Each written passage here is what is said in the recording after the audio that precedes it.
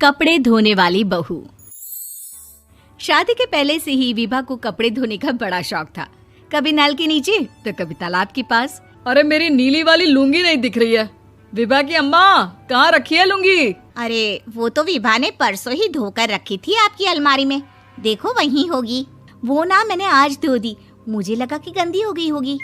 अरे कैसे गंदी हो गई थी? उसे तो मैंने पहना भी नहीं। हे भगवान, इस लड़की के कपड़े धोने की आदत से परेशान हो गया हूँ मैं।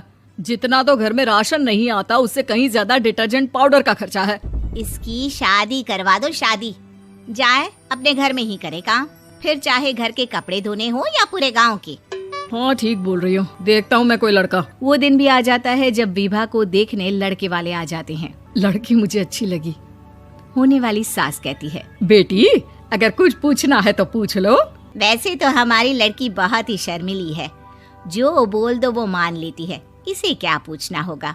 अरे कैसी बात कर रही हो माँ, मुझे इन लोगों के घर रहना है, सवाल तो कई है। हाँ हाँ बेटा, पूछ लो ना, क्या पूछना है। आप लोगों के घर कपड़े कौन धोता है? सास का मुंह बन जाता है। देखो, अगर तुम ये कहना चाहती हो कि तुम्हें कपड़े धोने नहीं आते तो सुन लो, कपड़े मैं ही धोती हूँ, लेकिन तुम्हारे आ जाने के बाद मैं रुमाल तक नहीं धोऊंगी। अरे चुप रहना भाग्यवान, बहू बेचारी घर आई नहीं, उसे डराना शुरू कर दिया। वो क्या है ना बिटिया, अभी तक तो ये कल्लू की माँ ही धोती थी, लेकिन अब तुम्हारे पापा तो दहेज में वॉशिंग मशीन देंगे ही।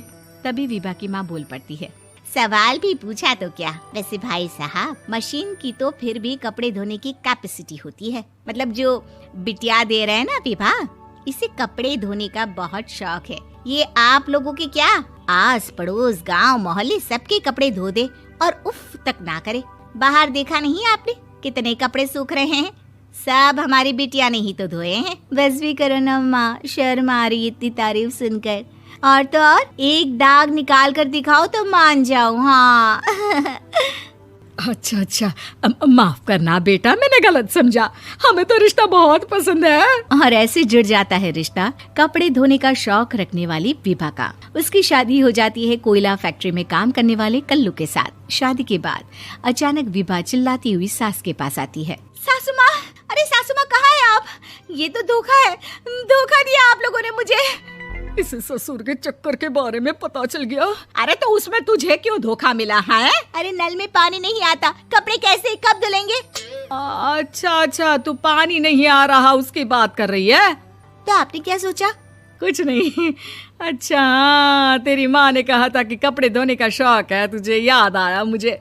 शौक शौक बोलकर कपड़े धोने वाले मेरे जुनून को कम ना आके सासू माँ, कपड़ा धोना मेरा गुरूर है। तभी पति भी वहाँ आ जाता है। अभी अभी मैंने इसे सनी देओल की फिल्म दिखाई है, उसी के डायलॉग मार रही है माँ। अच्छा सुन, साफ साफ बता रही हूँ, पानी सुबह 4 से 6 और शाम को 10 से 12 आता है, समझी? विभा टाइमिंग सुनकर हैरान हो जाती है। ये क्या भूतों का मोहल्ला है? सुबह 4 बजे उठकर कौन कपड़े धोता है? 4 बजे टंकी में पानी जाता है, फिर सारा दिन धोना ना, किसने मना किया? अरे कैसी बात कर रही हैं? 200 लीटर की टंकी में कितने कपड़े धो लूंगी मैं? सुबह ही उठ जाऊंगी मैं। अब क्या था, विभा सुबह 4 से लेकर रात के 12 बजे तक कपड़े ही धोती रहती। एक रोज सास पड़ोस से निकलकर कहीं जा रही होती है कि साथ वाली कहती है, हाँ कल्लू की माँ, जरा ये बताओ कि 2 साड़ी है, 2 ब्लाउज और एक पेटीकोट और एक नाड़े वाला लंबा कच्छा। हाँ तो? अरे तो क्या, कितना लोगी धुलाई ये बताओ। धोबन दिख रहे हैं हम क्या? हमारे पति सरकारी नौकरी से अभी अभी रिटायर हुए हैं और बेटा सुपरवाइजर है कोयला फैक्ट्री में। धोबन समझ रखा है हमें। हाय रे कल्लू की अम्मा, माफ कर दो, वो तो मोहल्ले में यही सब बता रहे थे कि तुमने बहू को कपड़ा धुलवाने के काम में लगा दिया है। सास को पड़ोसन की बात सुनकर गुस्सा आ जाता है। वो घर पहुंचती है जहां घर के बाहर ही इतने सारे कपड़े सूख रहे होते हैं जितने कि किसी धोबन के घर पर। अरे ओ कल्लू की दुल्हन, बाहर निकल। माँ जी यहीं आ जाओ, बाथरूम में चादर धो रहे हैं हम। अरे अभी हम धोते हैं, तुमको बाहर निकलो। ये आस पड़ोस वाले बोल रहे हैं कि हम बहू से कपड़े धुलवा धुलवा कर उसे कपड़ा धोने वाली बना दिए हैं। अरे छोड़ो ना माँ जी, किन लोगों की बातों में आती हो? आस पास के लोगों का तो काम ही होता है कि वो किसी तरह सास बहू को लड़ा दे। बहू सारे घर के कपड़े धोती है, ये क्या कम है? बोलिए। सास को भी लग जाता है कि वो बहू का ये सनकीपन नहीं छुड़वा सकती, इससे अच्छा है कि खुद ही चुप हो जाए।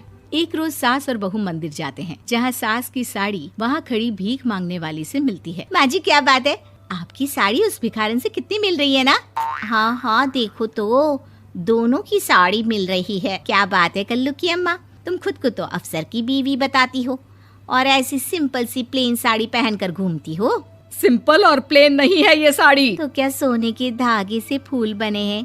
कुछ भी सासू माँ, कुछ भी। हाँ, बने थे इस साड़ी में सोने के धागे से फूल।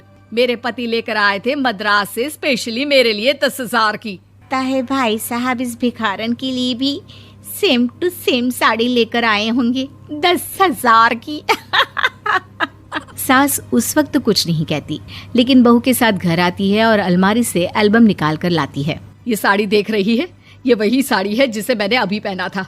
इस साड़ी में ये जो चमकदार फूल दिख रहे हैं ना, ये सोने के धागों से काढ़े गए हैं। लेकिन तू लोकल वॉशिंग मशीन ब्रश से घिस घिस कर सारे फूलों को निकाल कर साड़ी प्लेन कर दी।